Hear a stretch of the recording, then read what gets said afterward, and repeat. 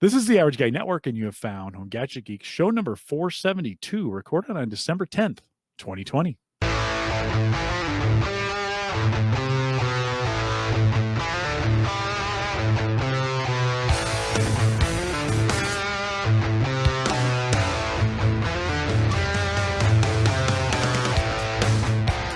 Here on Home Gadget Geeks, we cover all the favorite tech gadgets that find their way into your home. News, reviews, product updates, and conversation, all for the average tech guy.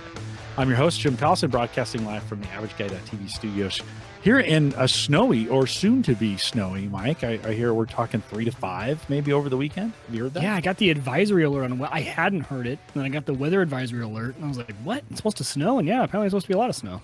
Well, 3 to 5 is not that much for Nebraska, and it's coming on a Saturday. I think Friday night. It starts Friday night at rush hour. Is that even a thing anymore? Yeah. Especially Fridays. Are people really still commuting at 5 o'clock? Rushing from my dining room table to my couch. Yeah, I was out. Let's see, which day was I out this week? Today's Thursday. So maybe I was out Tuesday picking something up, and it was just as busy as I've ever seen it here. So I know there's some states that are struggling right now, and I know there's some states that have gone into lockdown and curfews have been initiated and some of those things. Not Nebraska. So it's alive and well, Mike. I don't know. We do have good mask coverage out there, but it is, man, I'm seeing a lot of traffic. So we got some snow coming for the weekend. We also have some show notes coming for you, and Mike has some great show notes this week. So you want to head out to the averageguy.tv/HGG472 for this one, and there'll be some links that you're going to want to follow as well.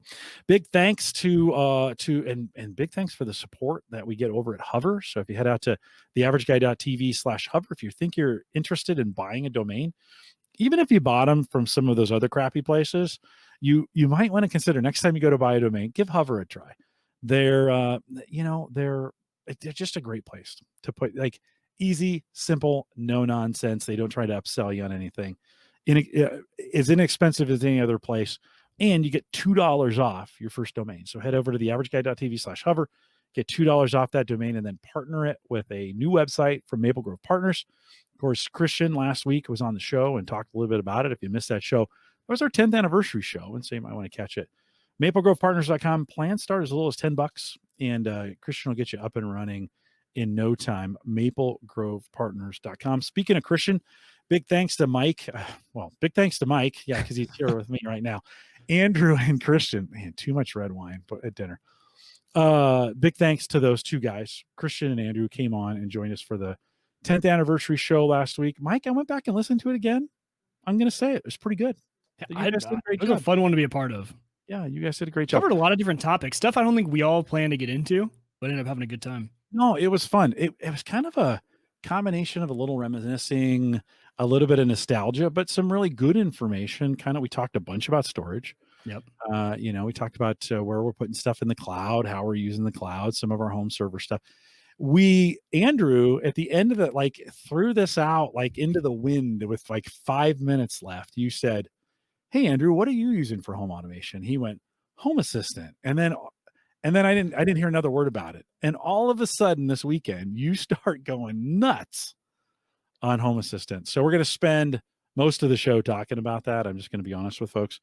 We'll get that here to that in just a second. But big thanks, Christian, Andrew, and really everyone who contributed. We had some great voicemails. I got some nice notes. John Biggs sent me a note. I didn't get a chance to read it on the show. John apologized for that, but thanks for that nice note of that congratulatory backslapping, as we say, and appreciate, John, that note. It was very, very nice of you, Mike. Year 10, week 1. We got okay. Here's the next 10. We can't rest anymore. It's time to get down to business as we think about it. Gonna be honest with you. I would first, when you got into this, I was in Discord. I was like, "Damn it, Wieger." Now I'm getting this is the last thing I wanted to do. But so I got in my Unraid box. We'll talk about this here in a second. I got into my Unraid box and got it set up. I really kind of enjoyed it. You went crazy. Talk about it.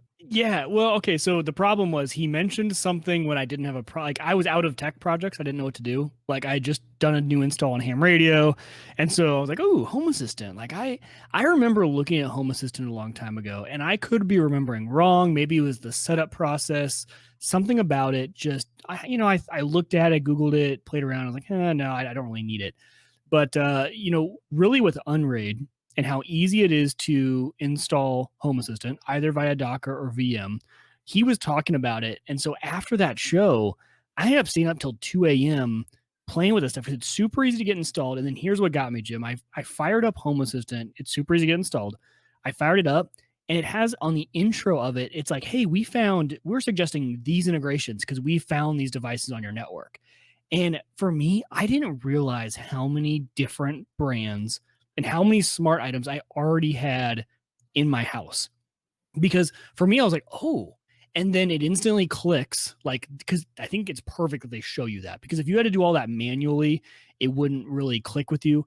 When it showed me all those different brands, I'm like, okay. So the whole pitch on Home Assistant is kind of being the one hub for all of your different brands, all the different ecosystems in your house. It can bring it all together. And when I saw all those, and then I said, okay, yeah, add those integrations. Let's see what you find. And it gave me like, I can't remember how many devices I have in my home, but it gave me a lot. I was like, okay, let's start playing with this a little more. Let's see what this has to offer. And that was the hook. And that's why, yeah, for the past week, Jim, I have been living, breathing, playing with, breaking, fixing, driving my wife somewhat nuts, but also making her very happy with Home Assistant. I love the comment you made. I think it was in Discord about flirting with your wife via some kind of integration. Yes. I was sending her push notifications from Home Assistant with little love messages. So she was getting a push alert from some app she didn't even know she had on her phone because I installed it on her phone 4 and didn't tell her.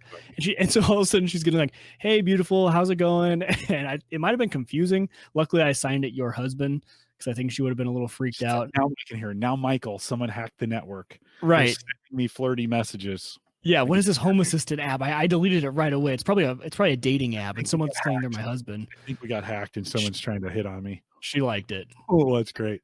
Talk a little bit. It was fun. It was actually, the Discord group kind of lit up over the weekend, which was fun. I kind of like it that way, where it gets really busy, and it kind of settles down, and it gets busy, and it settles down, where it's just not busy all the time because it's hard to keep up with. It is. I agree. Now we have our trends almost. It's almost like we get on a topic, we have some fun. People can still talk about it. But yeah, you're right. It's because I'm part of a lot of Discord servers, but I don't check in with them often because there's just so much. Mm-hmm. And every time you ask a question in one of those, they're like, "Oh, scroll up like 3 days ago we talked about that." I'm like, well, that's like 1,000 messages ago. Dude, I can't get through all those. Right. Through all those messages. I think we spent some time talking about plugs too this weekend. Wi-Fi enabled plugs, and we're looking for some energy, ones that tracked energy versus the ones that didn't. So, of course, Schoonover's throwing deals out there. If you want to join us in the Discord group, theaverageguy.tv/Discord, we'll get you there, and I'll kind of let you in. Mike, I went the Unraid route just because I had just reset up my Unraid box after doing some work to it, tore it down, put all brand new drives back into it. And I thought, I'm going to set this up again. So I plugged the USB drive in, turned it on, and it came to life. And it was like, hey, I remember exactly where we're at. Oh, you have new drives. And so I had to go through kind of the process of renaming some things and moving some stuff around. And it's fine. I didn't have any data to worry about, so that made it easier. You kind of want a different route. So I'll talk about the Unraid route here in a little bit, but Docker. No, we both did Unraid. You did both Unraid, but you did it differently than I did. Yep. Talk a little bit about that. Well, so when I looked into it, I actually did your route first, Jim. When I was on the show last week, Andrew mentioned it, and I just quickly went over to Unraid, looked at, because if you have the community app plug-in to Unraid, super easy, like an app store. I typed in Home Assistant, saw that it was there, and I downloaded it so that after the show I could play with it, so I wouldn't forget. So I went back and I brought up that instance and got it running. And then I was doing a lot of YouTube videos that night. So like, hey, what are the first things you should do with Home Assistant? Kind of some recommendations. And one of them was a plugin to easily edit the config file. And they said you can only do and I was like, wait, I don't have that tab. Why don't I have that tab on mine? Further research showed me that the Docker version works, and you can definitely run it in Unraid from the community apps, but that gives you what's called a Home Assistant core, which works. It'll do all the same stuff, except for you can't do add-ons. And maybe there's a back-end way to do add-ons, but you don't get the tab to add the approved add-ons from Home Assistant. And there's some other stuff too, because you don't really run Haas.io. You're running the Home Assistant core, which is just a little bit different. So I was early enough in the process that I nuked that, and I decided to go the actual VM route, because for Home Assistant, actually what they recommend, if you go to the Home Assistant website and you say you want to get started with this, they recommend a Raspberry Pi. That's like they're out of the gate. Everyone should run on a Raspberry Pi. And I would say for our community, if you don't have an always on computer, it's the cheapest route to get Home Assistant up is to just go buy a Raspberry Pi 4. I think for like $80, you can be up and running with that. Small, low power consumption is the biggest thing with the Raspberry Pi that I love. So that's the recommended route, just so everyone knows. But if you have Unraid, or if you have any sort of server that runs virtual machines, you can also spin up Home Assistant. It can be super low power. I mean, if you're gonna just an extra PC, this thing does not need much power at all. You can install Unraid on it. That would still be my recommendation, is for folks, put it on a USB drive, install Unraid, throw a drive or two at it. You can do a really stripped down version of Unraid. You don't have to be running parity and cache and all those other right. No, it's helpful if you do, but then it makes it super easy to kind of get into as well. Can you hear my wife? I swear there's a battle going on in MC. I can't. Okay, good. All right. I don't know what's going on behind me, but she is crushing it over there. Thanks. I appreciate that. Talk some more about your setup. So you went the Docker route. I went, and again, so I did that, wiped it. I went the VM route, and Unraid can run VMs super easy. I found a fantastic short video that shows how to get because the image they give you from Home Assistant, you actually need to convert it to a different file format to easily run. So I put the video in the show notes. It's from YouTube. It's a 5-minute video. You can literally have the VM running up. I would say, if the Docker gets installed in about 30 seconds, the VM, if you watch this video, you're up and running in about 2.5 minutes. There are simply 2 command line, and he gives you the exact command line. I will preface, if you're watching his video, just make sure you edit his command, because the latest version of Haas.io has a different name to it. So you'll just have to swap out. It's like 0.16 instead of like 0.0 or whatever. So make 2 changes, run those. He gives them to you. You can literally copy and paste into the command line in Unraid, and you're up and running. So 5 minutes, you're up and running there with the VM. And with the VM, you do get all of the add-ons and everything like that. And you don't need to throw much processing power at this. I threw 1 core at it and 2 gigs of RAM, and it is fine. I mean, it barely even hits 25% of that allocation on both. And it works really well. It's one of the few things that you can do these days that doesn't take gigantic resources, right? Yeah. Okay, I can't. This is killing me. But so I got to show you. Let me add this back in. So this is my Home Assistant, and you can see right here. This just told you why she's laughing. She's watching something on Disney Plus. So just a second. Let's just do this. Let's pause it. Hey, it's Thursday night. You're a little loud. Or is she watching The Masked Singer down below? That's what I was looking at. No, she's watching Disney Plus for sure. Okay. So turn it back on for her. That is funny. So that's kind of cool, right? I mean, yeah. Kind of control that and oh, I thought that was her coming to throw us. But yeah, no, pretty cool to be able to just have that kind of control, this kind of visibility. And I know there's other ways to do this, but it was just a great way to show that. All right, sorry I interrupted you. Keep going. No, that's fine. So once you get it up and running, actually, Jim was showing exactly what I was going to talk about first. Was it gives you a default dashboard, and it's funny. It doesn't let you edit this dashboard unless you say, yes, I want to lose the automatic control of this dashboard. So I would actually suggest just keep this main dashboard and let it maintain and be automated. You can always create other dashboards. But what this one does is it pulls absolutely everything in to this dashboard. And as you add more and more to Home Assistant, this overview dashboard that it gives you gets updated. And this is one thing I love about Home Assistant. So I think, maybe we missed the boat on talking about why you should install Home Assistant, right? Like what are the benefits to installing it? A lot of us have A-Lady, a lot of us have Google Assistant. Like, what is the benefit? And I was going to talk about this later, but maybe it's more important to talk about it up front. Yeah, go ahead. For me, I actually, you can, but I do not link A-Lady and Home Assistant. they can be linked, but to me, they're almost two separate ecosystems that are very complementary to each other.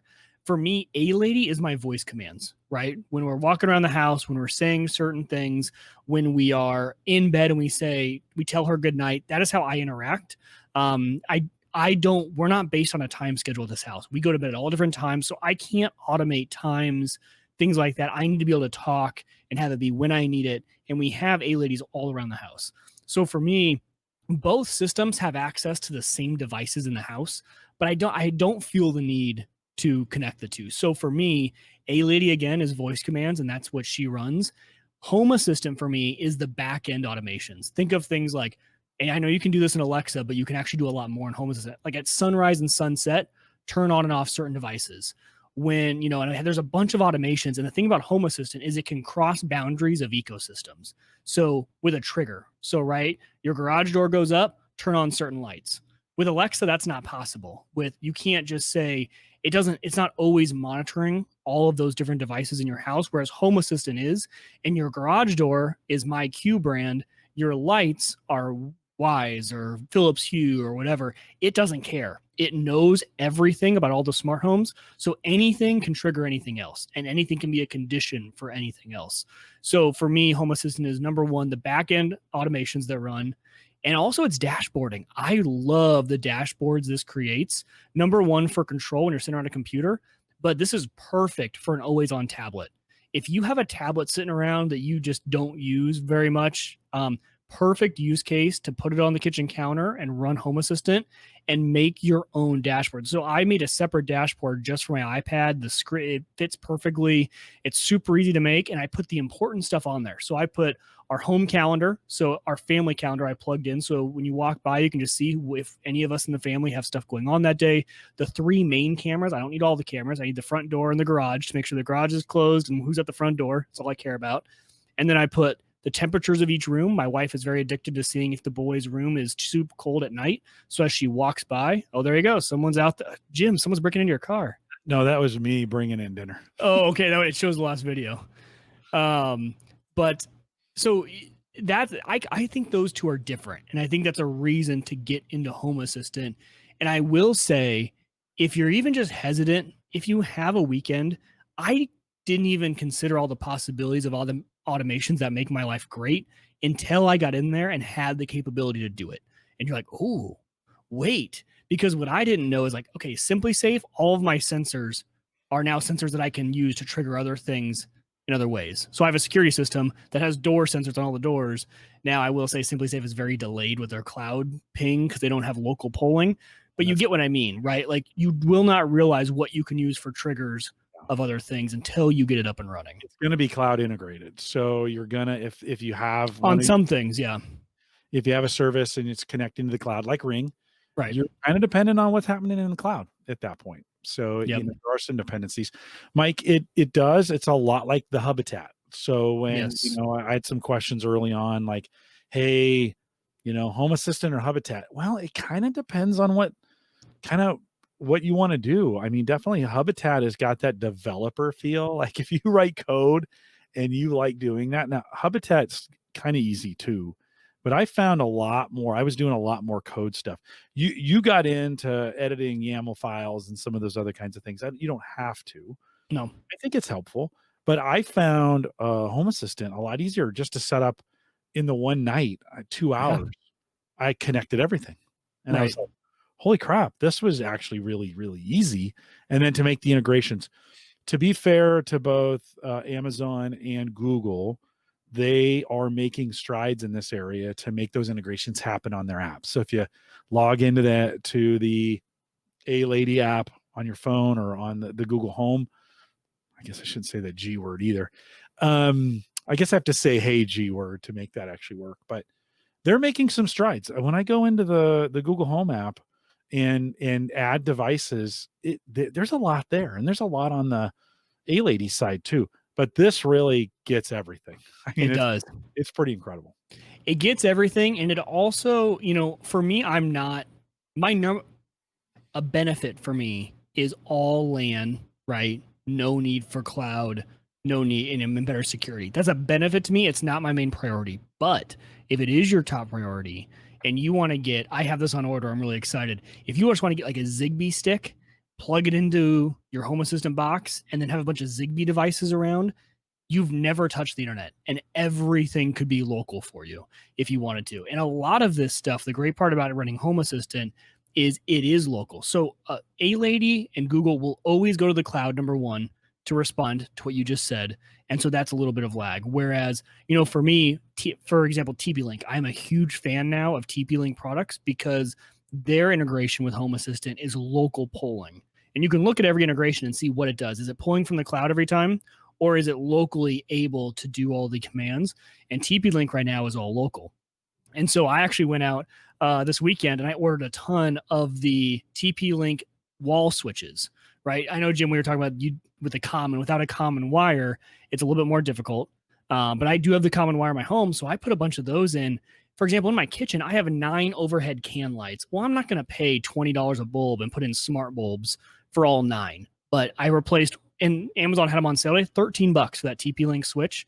And now that entire kitchen is smart and able to be done with Home Assistant. So, you know, putting up, and I'm talking about the Zigbee sensors, I got a Zigbee motion sensor for the kitchen too. So if you walk in there and if the sun is below the horizon is my automation, then it's going to turn those kitchen lights up just to like 25% or 10%. So when you walk in for that late night snack, you know, the kitchen just automatically comes up a little bit. And then after no activity, they turn back off. Never have to worry about anything. And it works really well. But so talking about, just to give you guys a sense of the integrations. So for me, when I first turned on Home Assistant, here are the ones that I came up with that are built into Home Assistant, like the integration's already there. Belk and Wemo. And these are the ones that it said are in my homes. These are what I'm using. Belk and Wemo, Ecobee, Google Cast, which is if you have any of the Google Home devices. Hacks, which is the one I targeted, the Home Assistant Community Store. That was an ad and I added. I don't even know how to say this one. Meteorologisk is the built-in weather and sun integration that it gives you. Mobile app for the iPhone and Android, which is actually really cool. It pulls a bunch of sensors. You can do triggers on, hey, did I plug my phone in? So if you go to plug your phone in during a certain hour, you could tell it to trigger something. So at night, if you know you always like, hey, but if I plug in my phone between 8 p.m. and 1 a.m., know that I'm probably going to bed and trigger the going to bed automation. So it pulls a lot of stuff from the phone. I think those are showing up here for me. Looks like they might be. I couldn't tell you which ones right now. It's just too small for me to see that far away. The other thing the pandemic's done, it's really messed up my vision. Like I desperately need to get my eyes checked. So, because I'm having trouble with that small print over there. But yeah, no, the iPhone integration was pretty cool.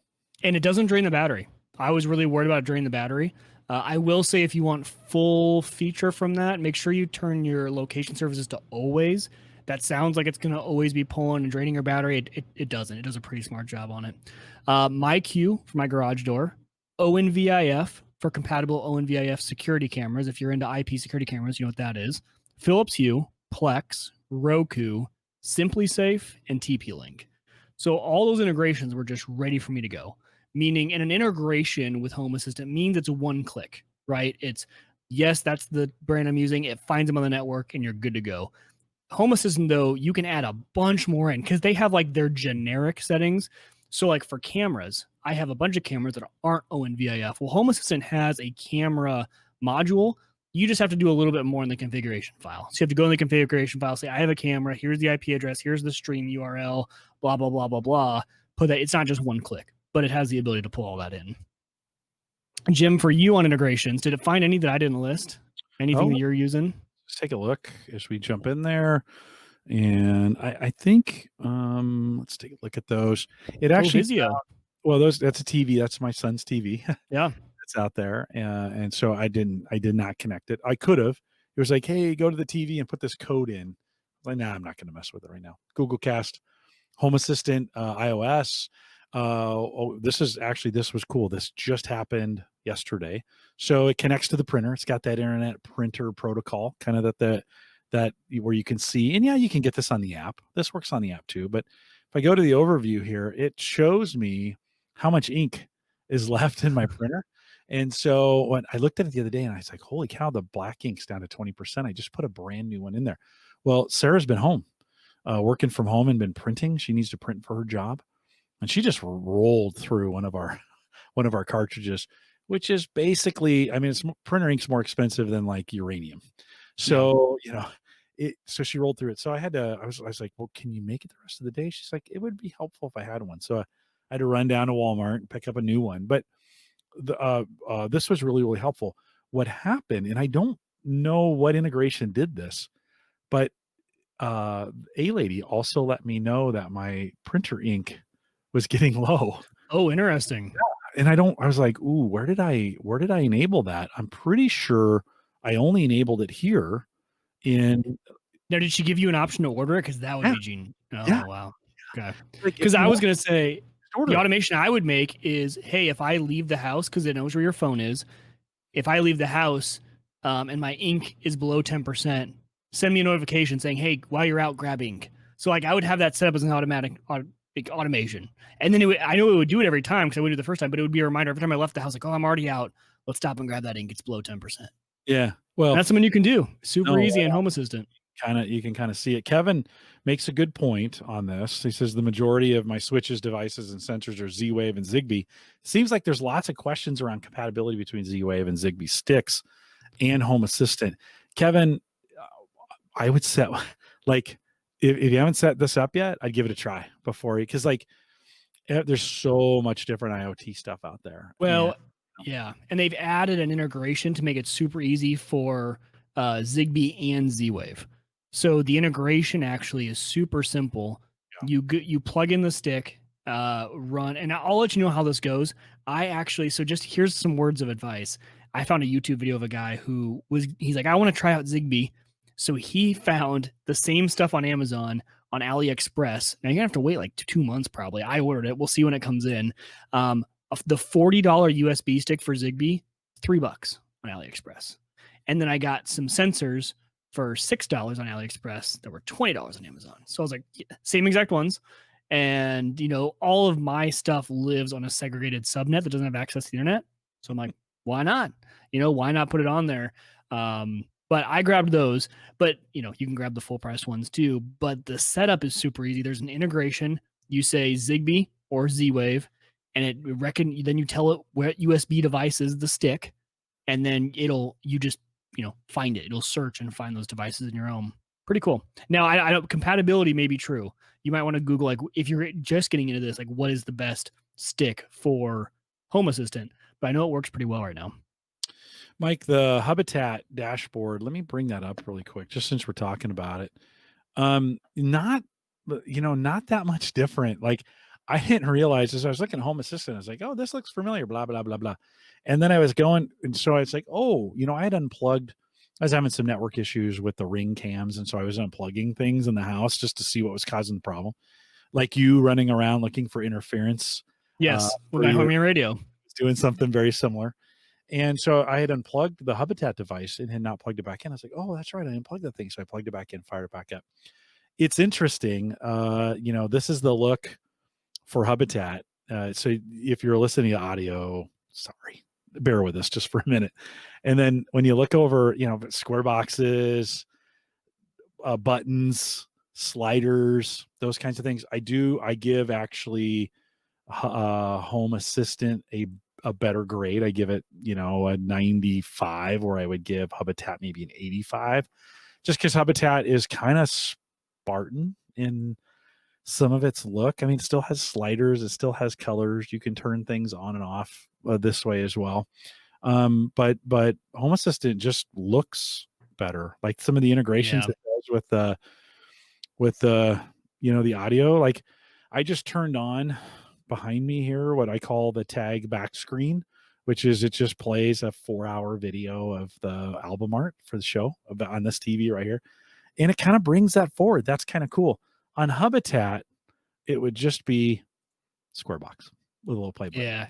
Hubitat kind of reminds me of like if one of us was trying to just throw together some HTML to get it to show up on the screen. Oh, sweet, we got it to work and good. Whereas it's a little more refined with Home Assistant. Well, okay. We've had the guys from Hubitat on the program, and I don't want to smash it because it's good. Like there's a lot of great code behind. Oh yeah, the service is great. Just like the dashboard. I'm just talking like the view of it. The service is still fantastic. It's pretty Spartan. But it looks, if you're on a tablet and you want to set that up as a tablet and have touch sensitive, that's kind of what they've set it up for. And it works in that environment. But Yeah. if you didn't try Hubitat when we were talking about it, you definitely got to try an instance of Home Assistant. Like, it's free. You don't need much hardware. Yeah. It's really easy to set up. It's kind of fun. And setting up the devices in Hubitat, going through the various integrations. Now, it's been a couple months since I've done an integration, but it was some kind of complicated steps, and I felt like I needed to be a developer. The way it was laid out, it was like a bunch of Google developers had made it. You're kind of like, Right. Where do I got to go and what do I got to do? With Home Assistant, a little bit easier, a little more intuitive. I thought a little more average guy, just to be honest. Right. And that's what I'm trying to wonder is like Hubitat feels like it's almost like back in the day of Android versus iPhone, where iPhone looked really pretty, great user interface. But if you really want to nerd out and geek out, you went to Android. And it might be some of the same stuff. I don't know. Home Assistant might have that capability too, where you can really nerd out, geek out, and get really dirty. Hubitat kind of seemed like it had that capability. Like if you want to roll up your sleeves and have some fun, you can do that in Hubitat. Very right? nerdy. I think you can get even more nerdy on Hubitat. That's what exactly. Yeah. So it might be like the power user really want to get in and mess with stuff. Right on. One of the integrations we didn't talk about, you don't have that I do, is the Bitdefender box. Oh, and yeah. Talked a little bit about this on in the Discord group as well. These boxes up here, I've got kind of throughput, and I'm getting a bunch of sensors off that box that, to be honest, I don't even get in the app.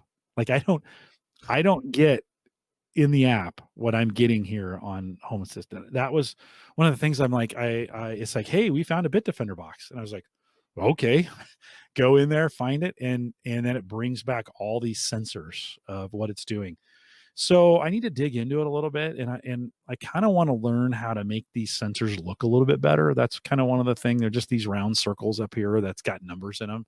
So I can kind of see, let me see if I can find one here. I've got a bunch of weather stuff that's kind of nuts in there, but am I going to be able to find it? Oh, it's right down here. So I can click those open, and there's kind of the Bitdefender Send, which is not available anywhere. Right. Not in their app, not on their website. You can't find that anywhere. So I've kind of found for the Bitdefender box, I've kind of found a new way to monitor it. Well, and that's what I found too, is like, even with like Simply Safe, for example, like all the information you get from those sensors is actually usable. And like the open, close, the glass break, all that stuff can just trigger a bunch of different things, and you've kind of opened up the door. Same thing with Ecobee, right? If, let's say you had a fan in your room and you wanted to turn that fan on, instead of turning the whole AC unit on, we said, hey, if it gets hot in here in the summer, just turn the ceiling fan on, right? That's what you can do with, like, if you have Ecobee powered with Home Assistant, is that one temperature sensor from Ecobee can now trigger, something else in your home, like a ceiling fan, right? Which is something I'll probably definitely do in the summertime, is set up that automation. Why not? I don't need to run the whole air conditioning system. I have fans in the main areas I'm in. Let's turn those on first. And then you could even go even further with the automation of turn that on, run it for 15 minutes. If the temperature is still not XYZ after 15 minutes, then kick the AC on. So you can start to get really advanced with those automations. So, talking about some of the automations, I kind of want to give you guys some examples of things that I've done, just a few of them. So a few of my favorites is, so when I had to replace my garage door a few months ago, the whole garage door broke. The gear on it actually totally went out. And it was funny that I replaced it with a smart garage door, because it's really all that was available. And a good thing I did, because now I have it with Home Assistant. So I replaced the garage door. It only came with one garage door opener, so I put that in my wife's car. Another one was like $40. I'm like, I am not spending. This is a smart garage door, but I'll just use the app every time. It's super annoying to open up your phone, find the app, hit the button every time you come home and leave, instead of just tapping a button. So what I did was, obviously it knows where your home is and you have your phone with you. So you set a certain radius around your house. Every time I cross that barrier and come home, it opens up my garage door. And I tell you, I have got it dialed in to, like, the garage door is just getting open enough as I'm pulling through.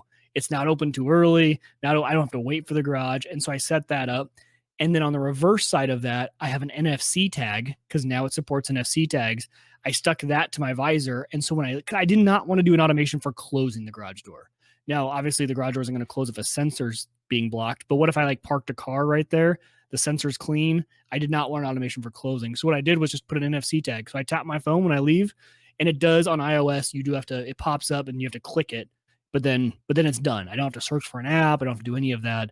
That's what closes my garage door. So that's a really good one for me. If the garage door is open for more than 10 minutes, it sends a push notification to my wife and I saying, hey, the garage door was open for more than 10 minutes, just so we know, like sometimes it's on purpose, sometimes it's not. I went to hockey. This is where that wife acceptance factor really comes in. Went to hockey and she goes, did you leave the garage door open just to test your new automation? I'm like, no, why? And she goes, because I got an alert and then I went and closed it and it was actually open. I'm like, perfect. That's exactly why I set it up, because it was open. Neither of us knew it was open. And then you went and closed it. So which worked really well. Sunrise and sunset, certain lights come on, go off. That's not too complicated. You can do that in Alexa too. Sorry, A Lady, stop listening. You can do that in A Lady as well. But I like that you can do offsets with it. You can trigger a lot of different things with it. So I have certain lights come on. When the garage door is opened for us, the hallway lights, if after sunset. So that's the other thing I love about it. There's conditions to the stuff too. Like so yeah. So when the garage comes up, if the sun is below the horizon, is how it kind of works in Home Assistant, then the hallway lights by the garage come up to just 50%.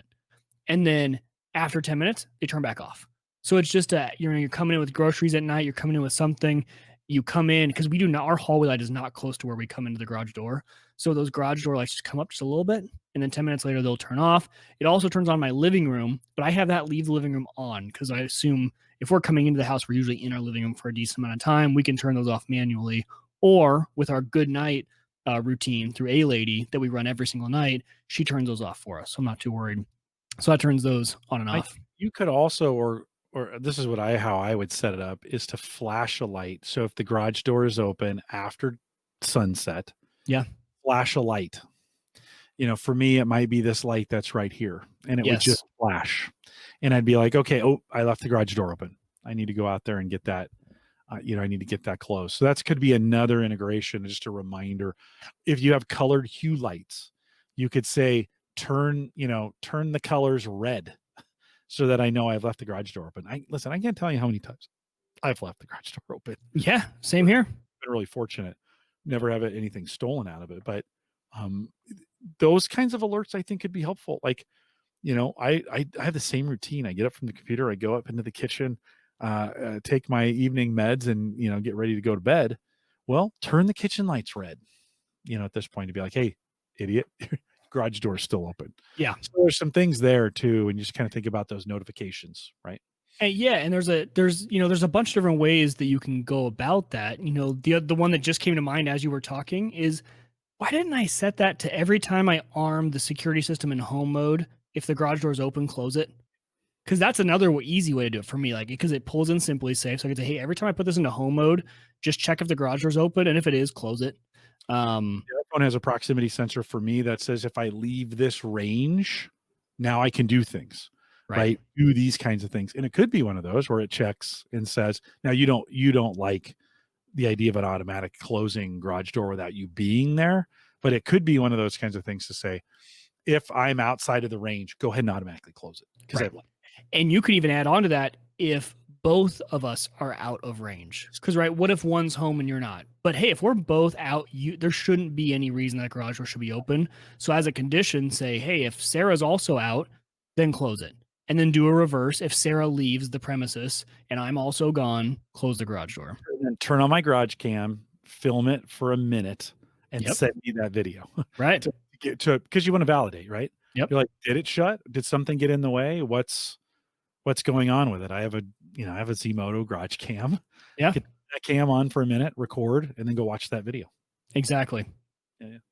And I think Tajowski talked about earlier, I do have the wife alert. So whenever my wife leaks, because the thing in Home Assistant, I didn't know you can set multiple zones that are like geofences. So I put one around my work office. I put one around Hannah's work office. So now our location, which shows up in the dashboard, it either is home, away if it doesn't know where we are, or if we enter one of those zones, it says at Hannah's work, at Mike's work. So when she leaves Hannah's work, it sends me a push notification saying, hey, Hannah's left work. Mainly because that gives me a good idea of like, because I work from home, I know she's going to go pick up the kids. I know about how long it's going to take her to get home. And if I'm responsible for dinner that night, it gives me enough time to get that going. So a lot of cool things you can do with those sort of automations. And the NFC tag thing is a new thing. I didn't know this was new. We got into this at a good time, Jim, because NFC tags, first of all, they're super cheap. You can get like 30 of these little tags for $10 off Amazon. So, and any of them work. They all are configurable from your smartphone, iOS or Android. So you just, you get a bag of these things, you tag it in Home Assistant, you give it a name, and then in Home Assistant, you say, when I scan this tag, what do you want to do? So the possibilities are endless with that. I saw a guy on YouTube, he has one stuck to the frame of his door of his office. So when he tags, as he walks into his office, he goes, I didn't want a motion sensor. So when anyone walks in, it does start my office routine. He goes, but I walk in the morning, I start it, turns on the lights the way I want it, turns on my music that I like to listen to when I play, turns on certain monitors because they're on smart switches. Like his room configures to his morning routine because he tagged that NFC chip, which he goes, is just, you can always do that via motion, but I want it to be me. Like I'm going to tag that tag and it's going to do something based on me. So NFC tags have kind of a different use case. And if you get really creative, I hadn't even thought about the aspect of, well, yeah, I would trigger this in one way with a motion sensor, but that means it's going to do that same thing when anyone walks in that room compared to I'm here for a purpose. Let me tag this. So there have been a lot of people who have wherever they charge their phone when they sit down, just having an NFC tag sitting right there. So they set their phone down to charge, it triggers that tag, they press it, and it does whatever automation, they need that to do, which is really cool. Kind of like a switch, right? It's exactly like a switch. Yeah. You put anywhere if for activities or yeah, whatever. that can trigger a ton of just random automation that you can think of, whatever you want. Oh no, I hadn't read the NFC part before the show. May have some NFC tags coming home this weekend. You should, because they're a ton of fun. I mean, I use, like I said, I use it in my car, so I tap it and I use it for open. And I've kind of been struggling to think of other use cases because I've been trying to think of things that I do that maybe Hannah doesn't, but they've been starting to come to me. So I have a bag of 30 of these things that I got from Amazon that are just waiting for automations to be assigned to them. Right? Why not? Yeah. Okay. So I'd said a second ago about Hubitat, some ability to do some customizations, maybe more developer focused, maybe a little bit more for the advanced user. I kind of made it sound like Home Assistant is for the average guy, but you can make configuration changes to this thing, right? You can get in and update the code, right? Talk a little bit about that. You can. So one of the benefits of having the Haas.io version, which is if you're running Unraid or anything, if you run it on the VM, you're going to get the Haas.io, you're going to get the supervisors, what it's called, and you can add in add-ons. So when we talk about configuration, you can really get deep. Now, what you're first going to need to do that is something called Visual Studio. So when you get this add-on, it allows you to edit the config file just straight from the web browser. You're already in Home Assistant. Let's just have a plug-in there. It's a certain tab, and you can go and edit the config file. Now, the config file has, when you really get into Home Assistant, you'll learn all it can do, but it really tells the whole system what to pull in. So if it doesn't happen through an integration, it needs to be done in the config file. So, for example, all the cameras that I told you about earlier that are not ONVIF cameras, they're just random cameras with random RTSP streams. Those you need to use like the generic camera tag, tell it the IP address, and it's all in YAML. So it's a YAML file that you're editing, you're putting that in, and the documentation's fantastic, by the way. That's what I love with the Home Assistant project is they've done a great job with documentation. You can find it on their official site. Yeah, they give examples of, hey, if I'm setting up a camera this way, this is how I would set it, which I love examples because it kind of helps me learn how to work in YAML. I had never worked with YAML files before, so it was my first time, and I actually really enjoy it. It's actually worked out really well. But Visual Studio allows you to do that. It's a great little add-on. But when you start to get past that, so obviously that allows you to get into configuration, and you're going to start referencing the configuration file once you get really deep with this stuff. But some of the other fun stuff you can do, obviously I talked about, Home Assistant Community Store earlier. Well, that doesn't come with any version of Haas.io, no matter how you install it. And that requires a little bit of editing to the base file system of the host. But the great part about it is there's an add-on called Samba Share, and it makes that portion shareable to your network. Now, I would always encourage you, if this is on your main home network, maybe just enable it when you need it, disable it when you don't. But I enabled it, and that's how you get the home Home Assistant Community Store. I keep for some reason Hacks like doesn't stick in my head, but it's called Hacks, HACS. So if you're a Home Assistant user and you haven't heard of Hacks, HACS.xyz. It's also in the show notes. Head there. The installation process is very well documented. It gives you access to add-ons that were written by the community, which are really cool. For example, Wise cameras, lights, switches, those are not supported by an integration for Home Assistant. And some community member went out, found the API for Wise, and wrote an add-on for Home Assistant. And when you add that in, and then you add 2 lines, which is just your username and password to the configuration file, you add those 2 lines in, you then have access to Wise bulbs. And I have a bunch of Wise bulbs in my basement that I had bought a long time ago. And I was like, oh, I wasn't able to use them before, and now I am. So different things like that are really good. So I would definitely recommend getting Hacks installed so you can do stuff like that.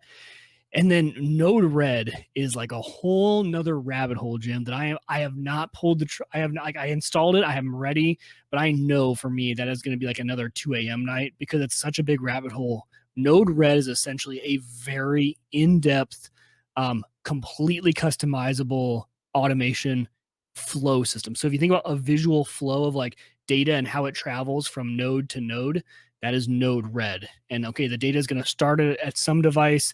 It's going to go into a switch, which is going to change. It's going to send it either here or here, depending on what I said. Then I need to change that data into a different format for a different trigger. Like, it's very technical, but you literally, the sky is the limit on automations when you start to play around with Node-RED. The built-in automation, I will say, in Home Assistant is really good. The graphical interface is really easy to understand. There's been only 2 or 3 times, because when you're in the one in Home Assistant, they have the graphical interface, which is 99% of the time great for what you're doing. You can switch and edit it in a file format, like a text format, which helps a little bit if you're getting a little bit nerdy on things with some code. And then Node-RED is even like a step beyond that. So like you have the graphical interface of Home Assistant for automations, which is like good for most things. Then you say, okay, that's not exactly doing what I want. Let's switch to the text format of that, which is good. Then Node-RED is like, oh, dude, you want to get into some stuff. You can get into some stuff with Node-RED. So I have it installed. Again, that's another benefit. There's 2 ways of doing it. Jim, I think you installed it a different way. I went through the add-on store and added Node-RED. It puts it, because essentially the host system, when you run the VM, it runs its own Docker service within it. So all those add-ons are essentially Dockers within your Haas.io install. But you can install all of these things externally. And Jim, I think you did Node-RED externally in a Docker and Unraid. Yeah, correct. Yeah. Correct. And pretty easy to integrate between the two. Easy. Yeah, no, I didn't. I'm about as far as you are on Node-RED. Yeah. Like, I just installed it and did a few checks just to I was like, okay, this is going to be some work. But yeah, my install on Unraid is different than yours. 2 Dockers. So, well, a Docker for the core. And then if I had Code-RED installed at one point, I changed some drives and lost everything and had to start over. But that was okay, because I learned some new things in the process of getting that done. And then I installed it via a Docker. Looks identical. So very, very little difference. Yeah. If you want, it's kind of like the Visio of the home automation world. Have you ever used Microsoft Visio? That is exactly what it's like. Kind of like it. Yeah. Yep. Except more helpful. Right. Visio is not that helpful from that standpoint. Mike, one of the things I want to say, hold on, anything else you want in that area you want to cover before we kind of move on to some just additional considerations as we think about we should move on to additional stuff. Let me say, in kind of in response to a little bit in the chat room, we've talked about a bunch of different things here with all the assistants, Google and Amazon's, and a little bit of HomeKit with Siri. We didn't mention that, but we could. Hubitat, Home Assistant. You don't have to choose one. Like, no, this isn't I don't hear us as being like, you got to shift everything to Home Assistant. Each one of them has their strengths, and not all of them can do everything. Yep. And I think there's even some times, like, I'm pretty sure somehow through Alexa, the A lady, be quiet, that I got this printer integration thing working. I'm not even sure how I did it myself for it to alert me that the printer ink was low. For some people, they don't like that. They really want one thing, like, because to be honest, it's hard to track all these things. Yeah. The lights go offline and you're like, okay, do I check the app that came with the lights? Do I check, is it something in Hubitat? Is it something in Home Assistant? Do I need to check with HomeKit? Do I need, right? That gets a little annoying. But you can pick whatever you want on this. Like you don't, or you can have them all. I plan my Hubitat sticking on the wall. I plan to keep that. There's some things I use it for. This Home Assistant's cool. I'm going to try it out and give it some things. I am digging what comes in the A Lady app on my iPhone. There's some cool things there. Google's doing some great stuff in their app. So continue to use them all. Don't hear us like, oh yeah, I gotta shift everything. Use the right tool for the right job. So yeah, I hope sometimes like, you know me, everyone knows me, guys. You've known me for a few years. I get excited about something. I just want to talk about it. I get invested in it. And certain things just for some reason hit a chord with me, and Home Assistant did. The other thing about Home Assistant, and this would apply to Hubitat as well, that I liked is I always think of things in terms of my mom and dad, and here's why. My mom takes privacy pretty seriously. No smart devices in the house. No listening devices. And not that it's like, don't bring those things in my home. She's like, why? She goes, I'm good, right? Like I'm good doing things a manual way. Not a big hurt to me. Just don't need things listening. And then my dad, on the other hand, is like really itching to get some automation. And so what I told him was Home Assistant or Hubitat in this standpoint. I'm just using Home Assistant. I said, Dad, you could get some stuff up and running completely locally, no voice ties, no nothing, and you would have no cloud, listening devices. Now you might have like a TP link that reaches out to the cloud. You could turn that off because it's local polling as well. I said, you could do a whole home automation on the LAN. And that was Hubitat's big draw. And, so with either of those systems, if security is something that's really, really important to you, it's even more of a reason to check these two things out, because you can set up. Now, Jim and I are both integrating devices that all have cloud access. You don't have to. You could go Zigbee Z-Wave and nothing ever hits the internet and you'd be fine. And then you don't even expose Home Assistant or Hubitat to the outside world. Don't even poke a hole through your firewall, or don't do a reverse proxy like I'm doing. And you really don't. I mean, that thing is completely locked down and local to you. So that was another thing that got me intrigued, was thinking like, okay, for my dad, for someone who has a spouse who really doesn't want that kind of stuff, what would be mom approved in my world for my mom and dad? And so this was actually pretty interesting. I was like, this could be the solution for you, Dad. And we started talking about some of the possibilities and how you really could have this. And this is also another plug to another podcast. Someone recommended it in this chat, and I've been addicted ever since. Self-Hosted is a great podcast, and they have a good Discord. One of the guys on the Self-Hosted podcast lives in an RV, and sometimes he doesn't have internet connectivity. So what he loves about the system and the way he set it up is he can be off grid and everything still works perfectly. It doesn't need the cloud to access it. The way he has set it up, his home automations, his heaters in the RV, and he lives in this thing full time. All still works. So it's just another cool way of having, whereas, if you go A Lady or Google, which are great, that's not true with those. You don't have internet, those aren't working. Yeah. And you can create conflicting rules on those. So you have to be careful. Like you can set up, hey, when the sun comes up, turn this on. And on another one, you can say when the sun comes up, turn it off. And now you have conflicting, stuff going on. So I get all that. Like you got to kind of manage your own thing, so to speak. For me, then the apps, the own individual apps have a lot of this capability. That TP link, which is Casa, the Casa app is pretty powerful now. And, I've set these things up over the years. I came back to the Casa app after not looking at it for like a year. And I was like, oh crap. Like they really added they got their act together in this app. Somewhere in the last year, they released something that was actually pretty usable, you know? And you're like, and I was like, well, okay. So now I've got the app. I have the digital assistants. I've got Hubitat. I've got now Home Assistant. I could have HomeKit involved in this thing as well. Right? Oh, I'm so glad you mentioned HomeKit.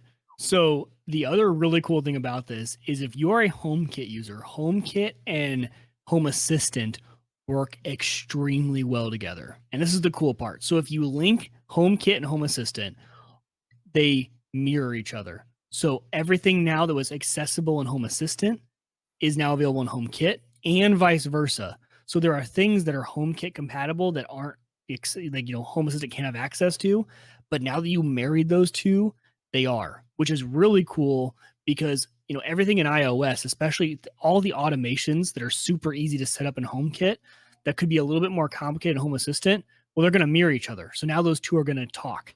And if you have a HomePod, it's really a very secure way of running all of this, because you have a HomePod talking to Siri, then all of that works because your HomeKit and Home Assistant are talking. And the funny part is HomeKit works the best with Home Assistant compared to A-Lady or Google. A-Lady and Google are very complicated to get working together. They don't all sync. Nothing works. HomeKit and Home Assistant just work. It's like they were made to be married to each other. So if you do have HomeKit, even better to just try Home Assistant, because it might give you a little more functionality than you had before.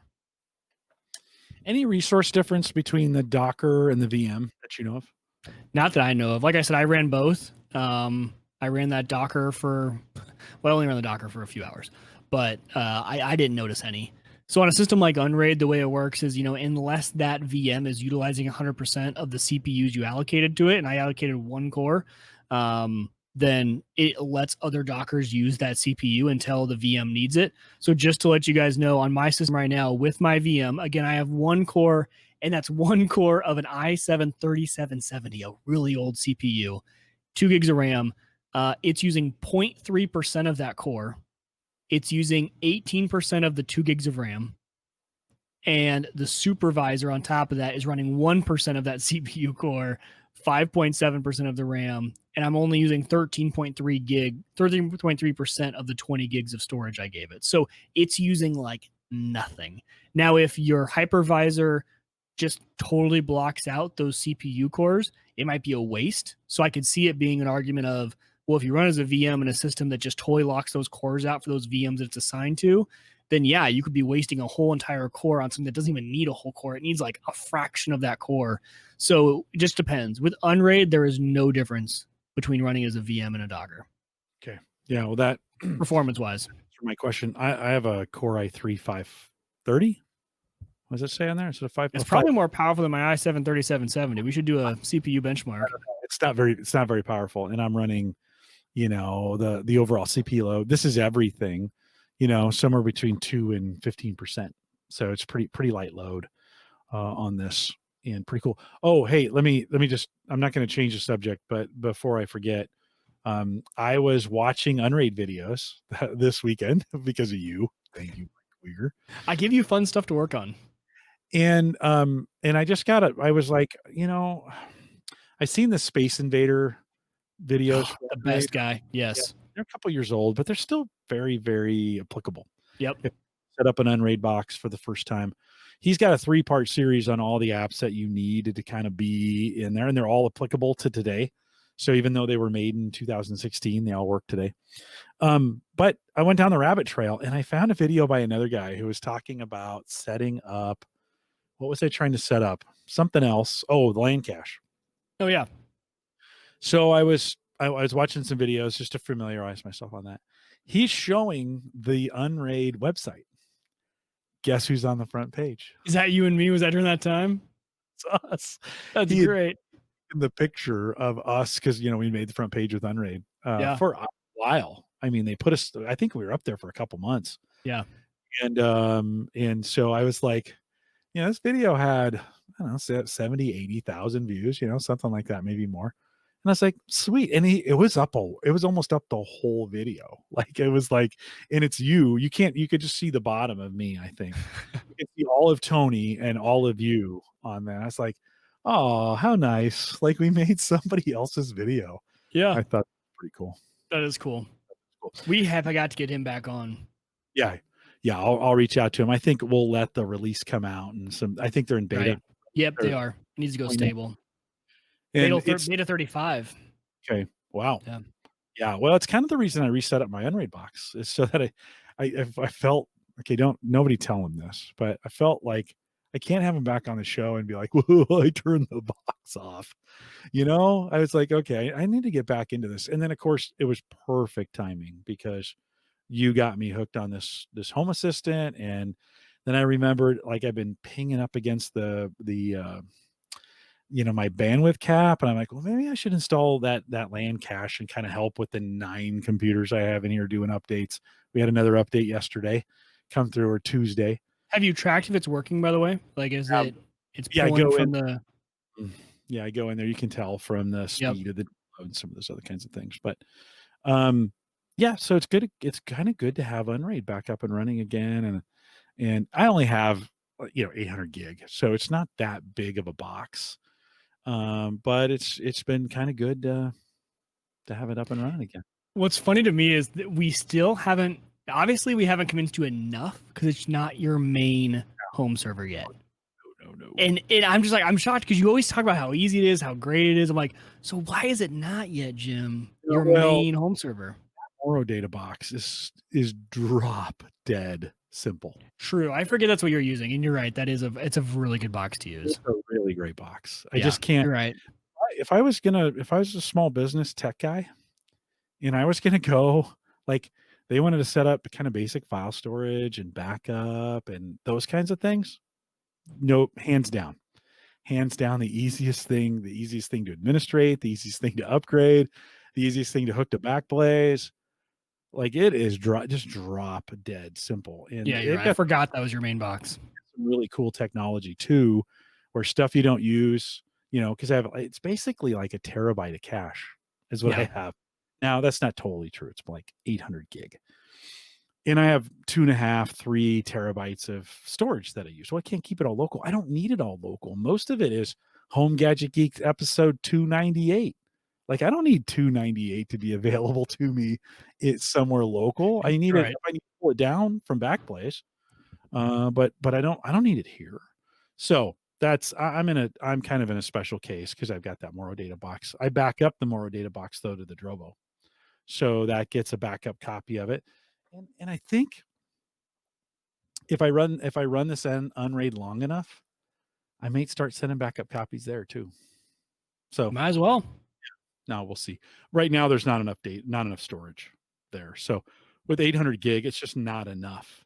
But great LAN cache. It's going to be a great home automation device. Allows me to monkey around with the drives. Yep. So yeah, no, it's super cool. Mike, any other considerations on Home Assistant? Anything else we missed?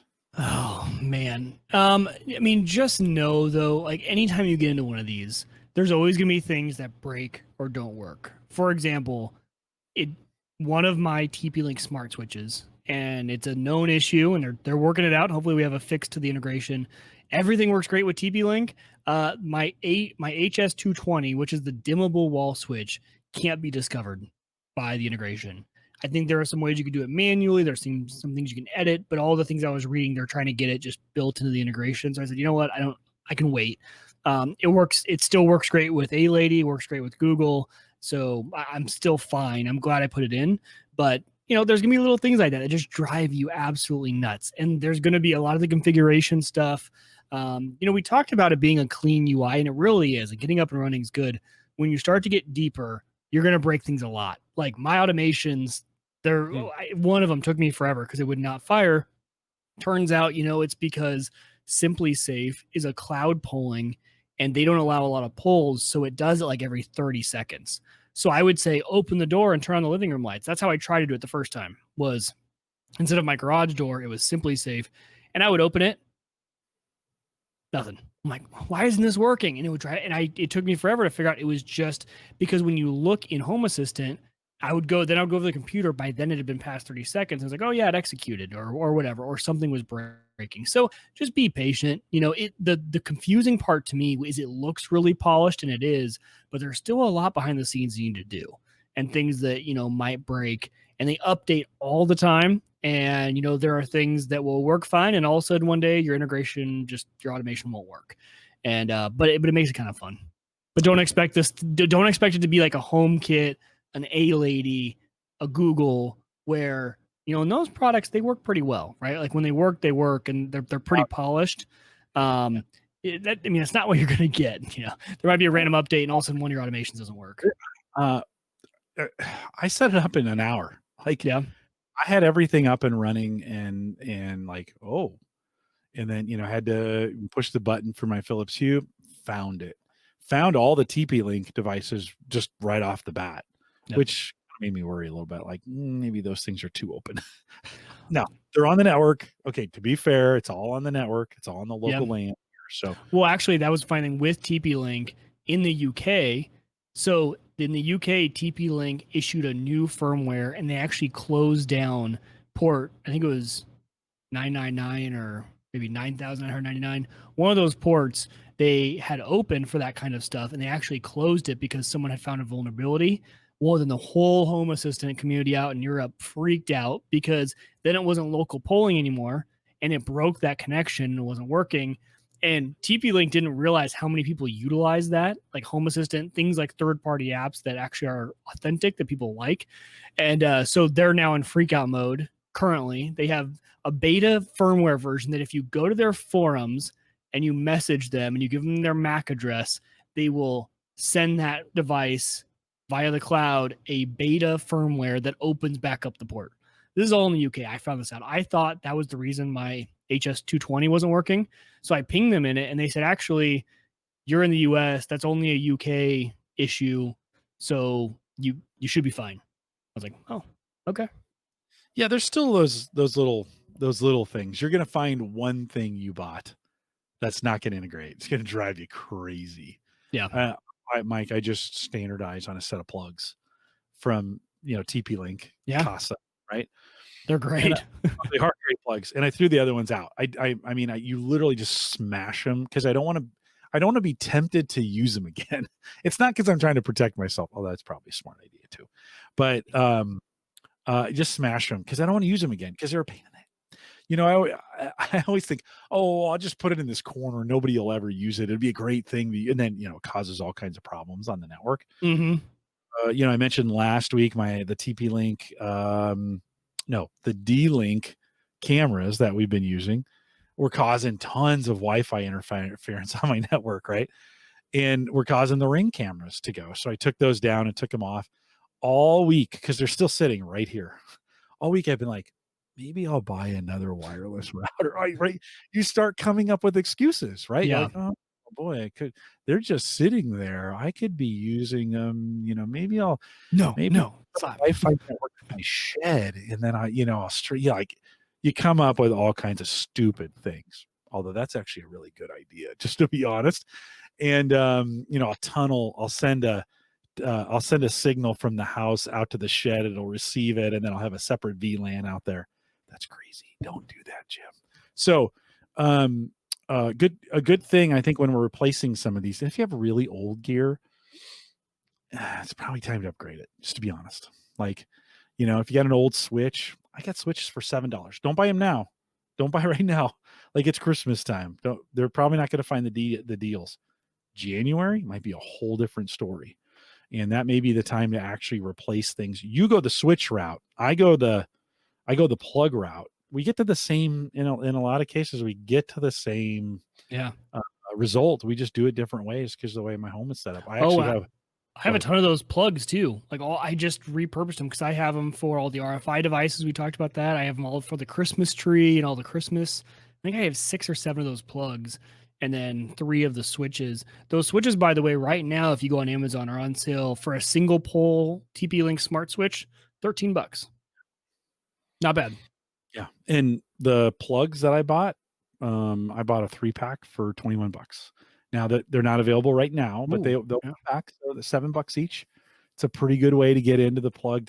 They are drop dead simple to set up. Yeah.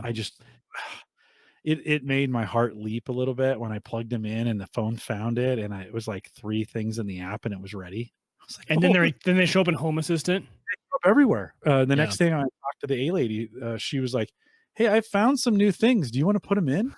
Like, yes, I do. Thank you. So, a lot of great automation. Two things I haven't been able to get working. Both of them are Govee, and I don't think they're going to work. I looked into the Home Assistant integration. I've got the Govee Pivot, which is a 360-degree pivot camera that I currently have in the garage, and it's Wi-Fi enabled, but not RTSP. And Govee's got some really no, that's not a Govee. That's a shoot. Now that's escaping me. Not working. They're gonna do some digging on that. Okay. I'd really love I have the Go V for the candles that I keep down here. So I have a Go V Humistat down there. Oh yeah, can you pull that into Home Assistant? No, not that I figured. Oh. I still need to figure it out. I looked in no native integration for it, because that'd be great, right? Because to Mm-hmm. have today, today I have it set up on a this is a 7-inch Fire tablet, and it's kind of just a dedicated Go V monitor sits on my because it's just a terrible tablet. These are terrible. That could be a great dashboard for Home Assistant or Hubitat. Yeah, that'd work too. These things are slower than anything. They're just awful. No memory in them. They're just terrible. But they make great monitors for apps and that kind of stuff. The other thing is the iGrill. Put this on there, carry it up, put it by the door. Yeah. Makes a great monitor for the iGrill. By the way, I put the meter the temperature probes on my Christmas list. So I'm kind of hoping Santa brings me some Wi-Fi enabled temperature probes, right? Now those have both the meter, right? And are they called meter? Meter. Yep. Meter. And the ones I asked for are the ones that have the probe both inside and outside. So you put it in and it measures the ambient temperature around the meat and the meat temperature. It's great. Oh, heaven. Yeah. And I just found, Jim, Govee, you can get it in if you edit the config file. Right. Well, okay. So maybe that's my chore this weekend is because I wanted to set it up completely standard to start with. And you might, like I said, I think it's all in the app data folder. So you probably just go and edit the YAML. I know you say that, but then you're like, oh yeah, you could do this and that. You say words that don't make any sense. Right. And I'm like, no, you're like, easy. And then I hear is wah, wah, wah, wah, wah. So here, do you have the ability to, one second, I want to see where this is at. Totally do this, but it is, in my mind, it's customization as opposed to kind of standard out of the box average guy stuff. Yeah. Brian says he has some Govee smart bulbs. I had a Govee smart bulb that I had to just destroy because it just was not doing what I wanted to do. They have intermittent connection issues. This one had intermittent lighting issues. It would not. I had bought it to have a motion sensor just in the bottom of it. It wasn't smart. It didn't work very well. So I bought two. One worked great. The other didn't work very well. So I just tossed it. And that's when I put that that fan, that LED fan that's like I put that out there. I still have to buy the adapter. I'm kind of waiting until I can find an adapter that's not a Chinese company that I've never heard of before. So I'm kind of waiting, I'm waiting for Hue or somebody else to put out. If I go black, it's because I bought all those sensors from AliExpress and my whole network got hacked and everything. Yeah, he never even existed. Yeah. He's completely gone. He's gone. All the podcasts, I have done them with somebody. It's not you though. They'll have replaced all that video. Yep. How great would that be? Anything else before I wrap it? No, I mean, this will be something we'll always, this is obviously I've only had this thing for a week. So is Jim. So if we find cool stuff, we'll give you guys updates, obviously, but we want to give you one show we really dive in deep of, just giving you an option. But I think it's just important to echo what Jim said earlier, right? Like we've done an episode with Hubitat. We've done an episode on Home Assistant. We love A-Lady. I have a million A-Lady devices. Play around with all of them. Use all of them. We're always gonna, give you the pros and cons, but it's never meant that one's better or worse than the others. Hey, you probably didn't know this. Windows has a Ring app that's actually pretty good. Now it hasn't been updated in 4 years, but it does what it's supposed to do. Maybe it's better that it hasn't been updated. They wrote it. They haven't broke it. They wrote it. It works. You can go in. So I just set the app up on a screen and it's showing me every time I get a new picture, and I have them refreshing about every 30 minutes or whatever that is. And so when I get an alert on my watch that there's a new Ring notification, I just go over and click on it because this replaced Sighthound for me. Click on it and it immediately just goes to the live view, which is exactly what I try and do on the phone. Then it doesn't work well. No, the iOS Ring app is actually really helpful, except for that. By the time you hear something, you pick up your phone, you get the voice or you get the face ID, You find the ring, you go find the notification, click on it, it's gone. They're long gone. Like, it doesn't make any sense. They've rang the doorbell and knitted a sweater in the time that you get to them, right? Right. And on the Yeah. phone. This now, I don't have a mic set up, so I couldn't, but if I did, I could use the Windows app, click through. I'm there within 5 seconds. I'm video and audio, and they can hear me. I don't have a mic set up, but they could. So that's one of those weird things. You're like, oh my God, this is a Windows Store app. Hasn't been updated since 2016. And it's actually good. You're like, okay, that's interesting. I never anticipated that happening. But I think that Pleasant goes, surprise. we're just in that space where, it's good in some spots and not good in others. And the ecosystems have not necessarily come together. It's good for us that they don't, because it gives us some stuff to talk about. Right. Mike,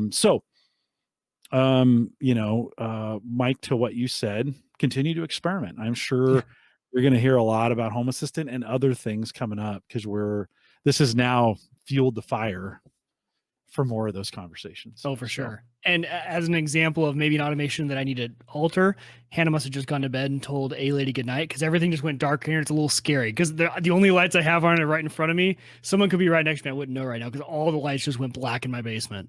Whispered into the wand. Do you guys still use the wand for? No, well, we have that in one area, but this is just in the bedroom. My battery died on the wand and we never set it back up again. It just hasn't been needed because I literally have coverage everywhere now. It's in my garage is where it's at. I bought the what's the small ones called that that's what I need for the garage. I need that so I can get rid of the wand. Flex in the garage, Flex in the TV room. There's a Show 5 in the living room. There's a Show 5 in the kitchen. There's one that we have the original in our bedroom. I've got the one of the other ones in the other bedroom. It's covered. I mean, it's super unfortunate that Amazon and Google got in that feud a while ago and they got rid of the YouTube app, because I was a Fire TV user. I don't know how many Fire TVs I have in this drawer here, probably 5 that I pulled all out because I got so mad, because all I do is watch YouTube, and now with YouTube TV. But it was perfect because I had an A Lady in a room and it knew which Fire TV was in that room, and you didn't even have to tell it what to play it on. You just said, A Lady, open Hulu and play the show, and it was like boop, and it just showed up. I miss that so much, and I think my wife does too. But I don't know if YouTube's back on Amazon Fire. If it is, I think you get it through the browser. Yeah, see, you can open the browser and it'll take you to YouTube. How are you having a media device that can't play YouTube? Like, yeah. Brian says he recommends the Rapid Ring app. It's faster version. Okay. Check on that out. Mobile or on PC, Brian? iOS. I would think so too. Well, a couple reminders before we go. One, if you support the show, and I always appreciate those. Alex said that too. They both recommended it right at the same time. Nice job, guys. If you want to support the show, other than just coming out and listening to it, and that's actually all I ask, just come out and listen to us or download us, whatever you do. We appreciate you guys. You can do that at theaverageguy.tv/Patreon. Next week, Ryan and Bob from thinkcomputers.org are going to be here. We're going to talk about builds. So, Mike, CPU and GPU markets right now, not so. Yes. So we're going to get the lowdown. Those are two guys that are in that space a lot. And Ryan is working, we did some cooling. We did a cooling segment the last time he was on. He was showing some things on the show last night that were just around cooling that were just ridiculous. Like, I was like, wow. So those guys are coming on here next week. I think that's it's the 17th. And we'd love to have you come out and join that conversation. If you're thinking about doing a build in the next month or two, not many guys do that anymore. But if you're thinking about it, come out and join us. Even if you're not thinking about it, come out and join us next week. Bob, Ryan coming on. If you want to join Mike, mention the Discord channel quite a bit. If you want to join us there, theaverageguy.tv/Discord. If you want to leave a message for us, I think this is working again. HomeGadgetGeeks.com. Mike, see if you can go to HomeGadgetGeeks.com right now while I'm talking. And there's a microphone button in the bottom right-hand corner. For some reason, when I needed it the most, I think that's because a whole bunch of people went there to try to leave messages. It takes me to pod page. Is that what it's supposed to do? Yeah, it's a pod page instance. Yep. Over on the right-hand side, down in the bottom, there's a little microphone. Click it. 30-second voicemail. You got a question? You want to leave us some feedback? You got a comment? I might even take a good Baba Booey if somebody was on there. Baba Booey. Baba Booey. Right. So Head over to the homegadgetgeeks.com and leave that voicemail. We'll play them here on the show. And the better, maybe the crazier, the better. I shouldn't say that. Leave us normal messages. I want the crazy ones. You can put those in too. They'll just come straight to me. Yeah, I'd love to have your comments. You heard them on the show last week. We can do it. It works pretty well when Jim pushes the right buttons. Okay. You can contact the show via email, jim@theaverageguy.tv. Find me on Twitter @jcollison, @Wieger Tech for that guy across from me. If you want to join the Facebook group, it's theaverageguy.tv/Facebook. Super easy to remember. Don't forget theaverageguy.tv powered both web and media hosting by Maple Grove Partners. Get secure, reliable, high-speed hosting and that you from somebody you know and trust. MapleGrovePartners.com. If you need a domain, you can support the show by heading out to theaverageguy.tv/hover. Mike, I do these ads, and then like while I'm doing them, nobody ever uses them. And I always think this was stupid. Then as soon as I stop doing them, everybody starts using them. It's the weirdest thing. I've been getting a bunch of Otter subscription, because I talked about Otter on the show, I don't know, 3 months ago. Yeah. And lately every week I've been getting a free 100 hours of Otter because somebody signed up using your link. I was like, that was 3 months ago. Kind of crazy. So it's like, you don't tell me when to use it, Jim. I'll use it when you're not talking about it. Okay. You're not the boss of me. You don't tell me when to use things. And so we appreciate you guys doing that as well during the holidays. If you're struggling to eat, of course, if you're struggling to figure out what you're going to eat, Mike, life-changing. HelloFresh. I almost said Blue. It's been a while since you've talked about HelloFresh. I almost just to see what you. I was like, if you're okay. Still got all kinds of codes. Contact me, Jim@theaverageguy.tv if you want to try it free for a week. I don't even think that's the deal anymore. I think the new deal is like you get like $120 off, but it has to be spread out over like 6 weeks or 8 weeks or something. Or I have just a $40 plan, $40 off any of the plans. We make 20 over here at the show. So either way, whatever you want to do, if you want to give it a try, HelloFresh, just send me an email, jim@theaverageguy.tv, and I'll send you a code. We are live every Thursday, 8 p.m. Central, 9 Eastern, out here at theaverageguy.tv live. Thanks for joining us live tonight for everybody. Brian and Andrew and Joe and Ken was out there a little bit earlier. Dave was out there. In fact, Dave said, great nerdy episode. It was kind of nerdy, kind of nice to get back to some nerdery. Yeah. Better than that jackassery that we did last week. Live Thursday nights, 8 p.m. Central, 9 Eastern, out here at theaverageguy.tv/live. Thanks for joining us. Stay around for a little bit of post show. With that, we'll say goodbye.